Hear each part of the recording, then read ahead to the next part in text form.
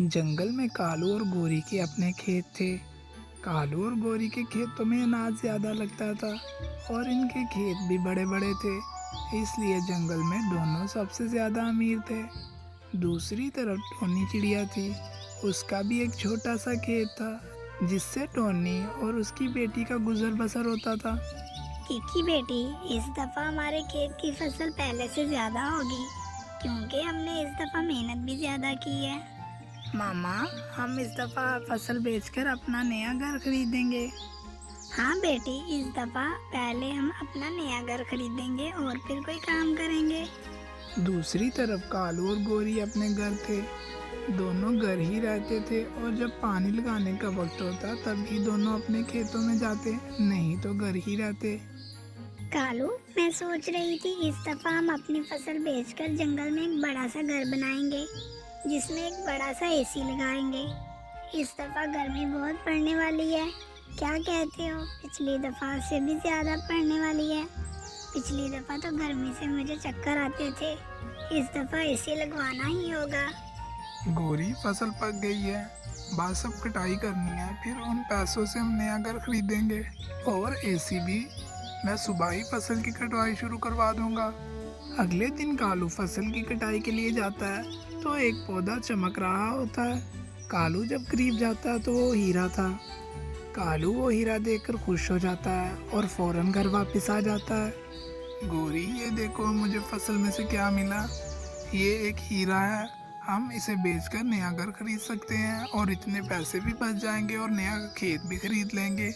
कालू, जल्दी से जाओ, फिर इसे बेच कर आओ और इन पैसों से घर खरीदते हैं। कालू, बात सुनो, पहले टोनी से पूछते हैं ये हीरा तुम्हारा तो नहीं है। देखते हैं हीरे की लालच में झूठ बोलती है या नहीं। तो वो दोनों टोनी के घर चले जाते हैं। टोनी, ये हीरा हमें तुम्हारे खेत से मिला है, क्या ये तुम्हारा है? नहीं कालू भैया, ये हीरा मेरा नहीं है। मेरे पास तो इतने पैसे कहाँ से आए कि मैं एक हीरा खरीद सकूं। टोनी, ये हीरा तो हमारा है, हम तो बस तुम्हें चेक कर रहे थे कि तुम हीरे को देखकर झूठ बोलती हो या नहीं। चलो कालू, यहाँ से चलते हैं। हीरे को बेचकर अभी घर भी खरीदना है और इतने सारे काम हैं। चलो जल्दी यहाँ से चलते हैं। तो वो दोनों हीरा बेच आते हैं और एक बड़ा सा घर भी खरीद लेते हैं। कालू ने सारे पैसे अपने घर पर लगा दिए थे। कालू और गोरी दोनों बड़े घमंडी थे, उनको अपने खेतों पर बड़ा गुरूर था। अगले दिन टोनी भी अपने खेत में जाती है तो टोनी को भी एक हीरा मिलता है और उस हीरे के नीचे छोटी सी जड़ भी थी।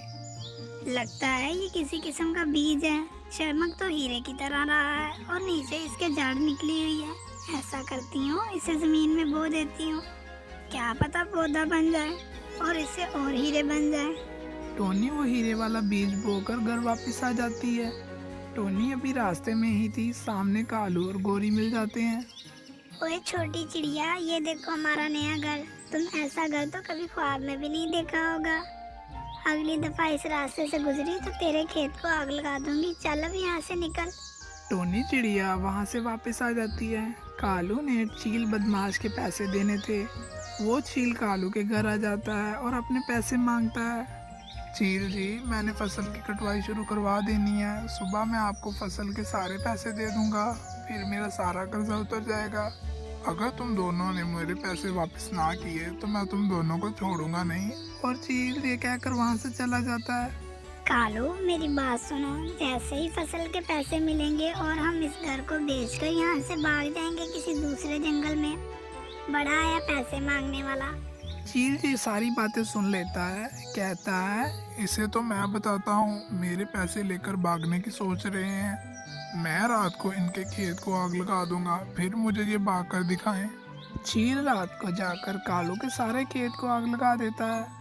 अगले दिन टोनी जब अपने खेत में जाती है तो वहाँ पर पौधे लगे हुए हैं जिन पर छोटे छोटे से बहुत से हीरे लगे थे।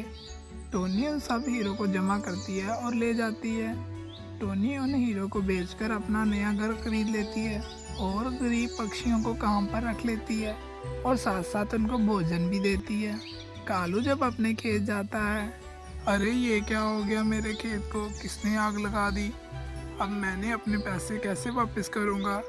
चील तो मुझे छोड़ेगा नहीं। ऐसा करता हूँ, गोरी को लेकर फौरन जंगल से भाग जाता हूँ। कालू जब घर जाता है तो चील पहले से ही घर था। ओए कालू, लाओ मेरे पैसे वापस करो। चील जी, मैंने फसल के पैसे आपको ही देने थे, मेरी फसल को किसी ने आग लगा दी है, अब मेरे पास पैसे नहीं है। अगर तुम्हारे पास पैसे नहीं है तो ये घर मेरा हुआ, इसको बेचकर मेरे पैसे पूरे हो जाएंगे। चील उन दोनों को घर से निकाल देता है और कालू और गोरी दोनों बेघर हो जाते हैं। दूसरी तरफ टोनी ने अपना घर खरीद लिया था। अब टोनी जंगल में गरीब पक्षियों की मदद करती थी और टोनी उनको काम पर भी रखती थी। कालू और गोरी दोनों टोनी के पास जाते हैं और दोनों टोनी से माफ़ी भी मांगते हैं और टोनी उनको काम पर रख लेती है। तो दोस्तों, इससे हमें सीख मिलती है, कभी भी अपनी दौलत पर घमंड नहीं करना चाहिए।